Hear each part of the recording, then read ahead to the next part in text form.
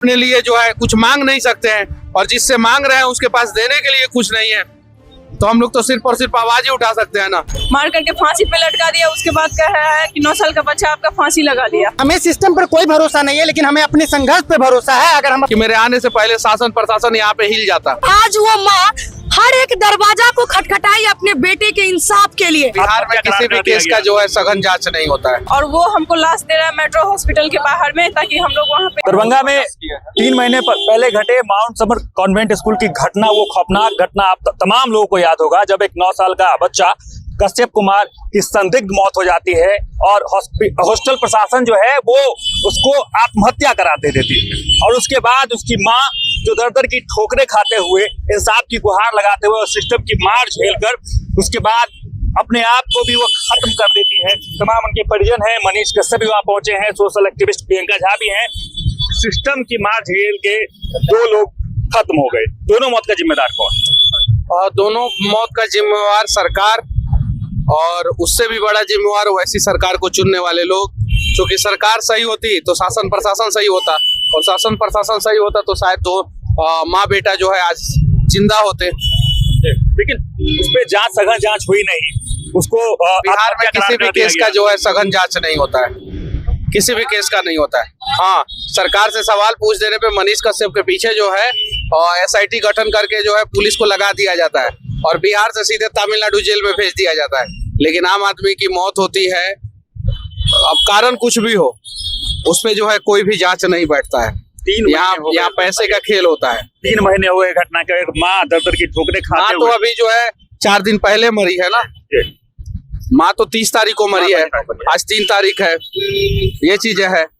और घटना के 3 महीने बाद जो है माँ ने जो है आत्महत्या किया है।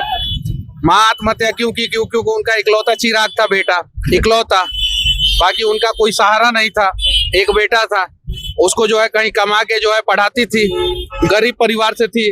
उनका जो है ससुराल देखिए किस प्रकार का घर है। वो अपने ससुराल नहीं रहती थी, मायके में रहती थी।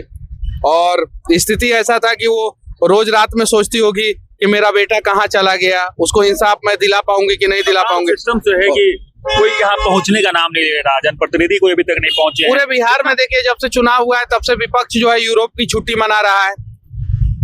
कांग्रेस वाले लोग जो है समीक्षा बैठक दिल्ली में जाके कर रहे हैं, और जो पक्ष वाले हैं वो स्वागत समारोह में बिजी है पटना में। एयरपोर्ट पे आया जी नेता, गुलदस्ता दो जी, बैनर पोस्टर लगाओ जी, और जनता जो है सड़कों पे मर रही है। लेकिन इसी जनता ने तो चुना है, इसी जनता ने चुना है। दुख हम लोगों को भी होता है कि जनसुराज पार्टी इतनी भी खराब पार्टी नहीं थी कि 5 सीट भी आप नहीं दिए उसको। 5 को सीट दिए होते तो 5 को विधायक जो है आप लोगों के लिए जो है बिहार का सारा कोना कोना एक करके जो है आप लोगों के लिए लड़ता होता। अब 5 सीट तो दे देते। आज हम खाली आता है। विधायक होते तो जो है हमारे हाथ में पावर होता और मुट्ठी बांध के आते, और इस मुट्ठी के अंदर ऐसा पावर होता कि मेरे आने से पहले शासन प्रशासन यहाँ पे हिल जाता। लेकिन आपने तो हमारा हाथ खाली कर दिया, और जिनका हाथ भरा, जिनका झोली भरा, उनके आगे पीछे जाके जो है आप अपने लिए जो है कुछ मांग नहीं सकते हैं, और जिससे मांग रहे हैं उसके पास देने के लिए कुछ नहीं है, तो हम लोग तो सिर्फ और सिर्फ आवाज ही उठा सकते हैं ना। दुख हमें भी होता है।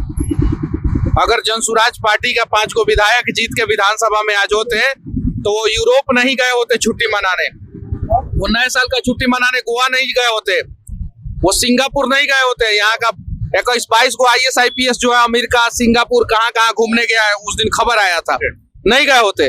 वो 5 के 5 जो है बिहार में होते और लड़ रहे होते सबके लिए। लेकिन हम लोग भी तो खाली हाथ हैं, हमारे हाथों में जो है पावर नहीं है।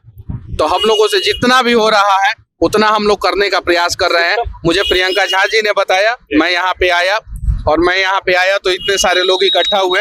धन्यवाद आप लोगों को। लेकिन मैं आप लोगों से हाथ जोड़ के विनती करना चाहता हूँ, इस बच्चे के लिए और उस बच्चे के माँ के लिए आवाज उठाइए। सोशल एक्टिविस्ट प्रियंका झा भी हमारे साथ हैं। किस समाज के बल पर आप लड़ाई लड़ने की बात कर रहे हैं? तस्वीर मैंने भी देखी थी, आपने डाला था कि दाह संस्कार में भी लोग नहीं पहुंचे थे, वहां भी 4-5 लोग आप भी गए थे उसमें। नहीं, मैं आपको बता दूं कि ये दुर्भाग्य है हमारे समाज का कि अगर तमाशा अगर दिखाना हो तो यहाँ पे भीड़ हजारों की संख्या में लग जाएंगे, लेकिन अगर आपको किसी हक के लिए आवाज उठाना हो तो आपको कोई दिखाई नहीं देगा दूर दूर तक। अभी हमारे साथ उमेश सानी भैया खड़े हैं जो अभी ये चुनाव भी लड़े थे, लेकिन यही है कि इस परिवार के साथ शुरू से ये साथ खड़े रहे हैं। तो कहीं ना कहीं हम लोग आगे तो आ रहे हैं, लेकिन लोगों की भी तो संख्या चाहिए। हम शासन प्रशासन से सवाल करने जा रहे हैं, हम सरकार से सवाल करने जा रहे हैं, तो वहाँ पे हमारी ताकत होनी चाहिए और ताकत एक एक घर से आनी चाहिए, एक एक लोगों के हाथ से आनी चाहिए। लेकिन यहाँ कोई आगे नहीं आते मदद करने के लिए। आज वो माँ हर एक दरवाजा को खटखटाई अपने बेटे के इंसाफ के लिए, अपने मृत बेटे के असली गुनहगार को ढूंढने के लिए। लेकिन दुर्भाग्य है इस बिहार में यहाँ के लोगों का, यहाँ के सरकार का, यहाँ के शासन प्रशासन का कि सब चार दीवारियों के अंदर बैठे हैं कुर्सी पे और किसी को परवाह नहीं है कि दरभंगा आज किस हाल में है। आज एक बेटा, एक नाती गया इस घर से, फिर उसकी माँ चली गई, अब दोबारा कोई ना जाए, इसके लिए मैं आग्रह करती हूँ यहाँ के जनप्रतिनिधि से भी, शासन प्रशासन से भी कि जगिए, नहीं तो अन्यथा अब हम लोग आपको जगाने का काम करेंगे। और कहते हैं कि जनता से ज्यादा पावर किसी में नहीं है।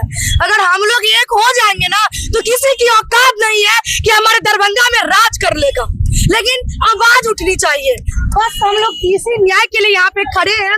और बात की अमन भाई लोग हैं, परसों हम लोग रोड पे उतरेंगे। लगातार आप भी जमीनी असर के मुद्दे को उठा रहे हैं, कैसे देख रहे हैं तमाम मामले को? क्योंकि 3 महीने बीत गए, मौत हो गई, माँ भी सिस्टम से हार गई। मुझे लगता है कि पता नहीं ये भी पूरा मामला है वो मिट्टी में ही दबेगा। देखिए, आश्चर्य लगता है लोकतांत्रिक व्यवस्था में कि पैसा जितने लगता है, जब लोगों के पास पैसा होता है तो गरीब तबका के लोग कुछ नहीं कर पाते, असहाय हो जाते हैं।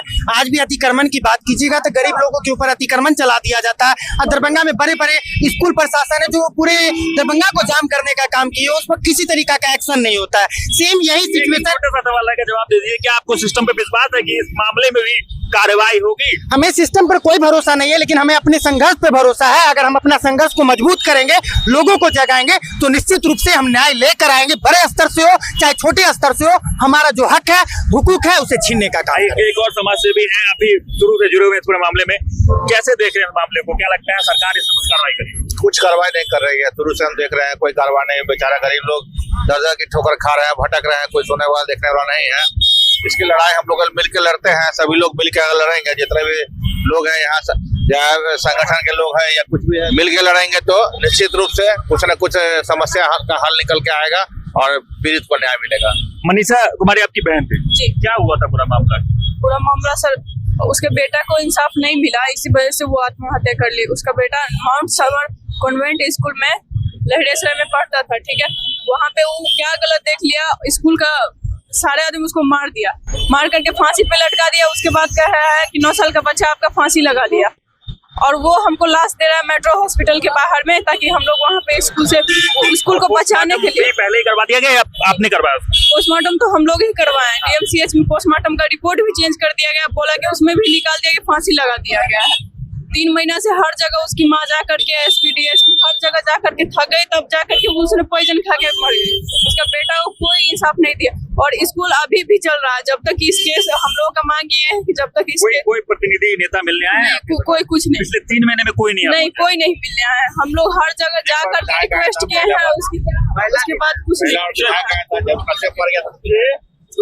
बढ़िया से कोई नहीं आया। कोई नहीं आया है। अरे प्रशासन कुछ किया, जेल तो भर गया, प्रशासन को कभी करेगा?